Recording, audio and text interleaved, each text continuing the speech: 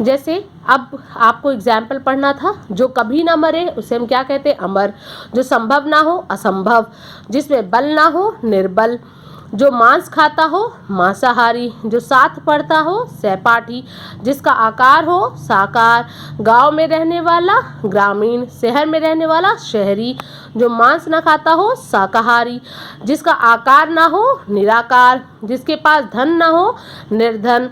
जो ईश्वर को मानता हो, आस्तिक। जिसका पति मर गया हो, विधवा। जिसकी कोई उपमा ना हो, अनुपम। जिसके समान दूसरा कोई ना हो, वो हो गया अद्वितीय। जो ईश्वर को ना मानता हो, वो कौन है, नास्तिक। वर्ष में एक बार होने वाला, वार्षिक। मास में एक बार होने वाला, मास का मतलब होता है मासिक, महीना, ठीक है। तो मास में एक बार होने वाला, मासिक। सप्ताह में एक बार होने वाला, साप्ताहिक। जिसके नीचे रेखा खींची गई हो, रेखांकित। अब एक चीज देखो, जैसे मैं एग्जाम्पल दे दूं, आप लोग को याद होगा, आप लोग को क्वेश्चन दिया जाता है, जिसके नीचे रेखा खींची गई है उस शब्द का अर्थ बताइए। हम ये पूछते हैं, हम इसको सिंपल में और क्या कह सकते हैं, रेखांकित किए गए शब्द का अर्थ बताइए। एक लाइन में हुआ ना आंसर। उसी तरह से जैसे मैंने कहा कि कह सकते हैं कि पूरे साल में क्या नाम है, हमारे स्कूल में परीक्षा जो है एक बार होती है। हमारे स्कूल में परीक्षा एक बार होती है, तो हम सिंपल से कह सकते हैं हमारे स्कूल में वार्षिक परीक्षा होती है। अपने आप समझ में आ जाएगा कि साल भर में एक बार परीक्षा होती है। उसी तरह से आप कह सकते हो, जैसे कि जो मांस खाता है उसे हम मांसाहारी कहते हैं, ये आपको मालूम है।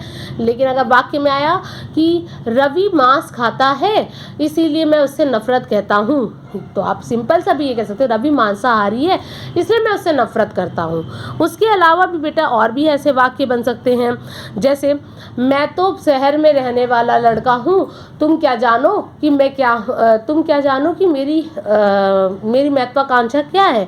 तो आपने उसको इसी वाक्य को कह सकते हो, मैं तो शहरी हूँ, तुम नहीं जानते कि मेरी महत्वाकांक्षा क्या है। उसी तरह से आप ये कह सकते हैं कि मेरे मित्र के समान दूसरा कोई भी नहीं है, तो आप ये कह सकते हो मेरा मित्र अद्वितीय है। आप सिंपल सा ये लाइन बोल सकते हो। आपने देखा कि मैम ने कितने सारे एग्जाम्पल में इन्हीं शब्दों का प्रयोग करके, एक शब्द का प्रयोग करके, वो इतने सारे शब्द को ना बोल के वो एक शब्द का प्रयोग करके आपको दिखा रही है कि कैसे बोलना। यही चीज़ आपको सीखना होगा बेटा कि सार्थक शब्दों को किस तरह से यूज़ करना है, और ऐसे शब्दों का प्रयोग कीजिए जिससे कि आप कम शब्दों में अपनी बात को कह लें। उस कम शब्द से अपनी बात यदि आप कहोगे तो आपकी बात जो है, जो भाषा है, वो बहुत अच्छी लगेगी, सरल हो जाएगी और समझने वाले लोगों को बहुत सुंदर लगेगा सुनने में भी, और दूसरा जब सुन रहा है तो उसके ऊपर बहुत इफेक्ट भी पड़ेगा।